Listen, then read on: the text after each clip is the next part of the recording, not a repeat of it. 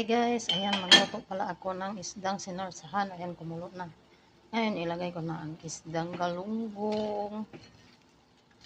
Ayan. Tapos, lagyan ko ng itlog.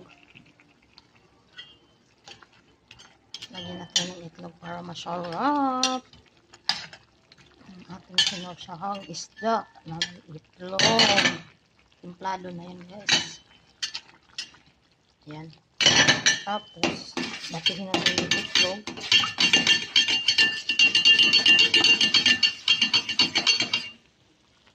Ilalagay na natin para mayami-yummy. Ayan.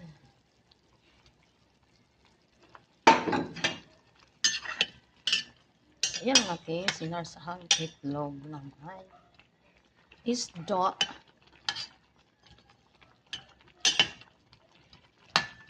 Sinarsahang isda na may itlog. Ayan, baliktaran guys. Ayan, yummy-yummy na yan. Ginisa ko pala yan sa sibuyas. Tapos, lagyan ng paminta, tuyo, kunting asin, at saka pampalasa. Asin. Ayan.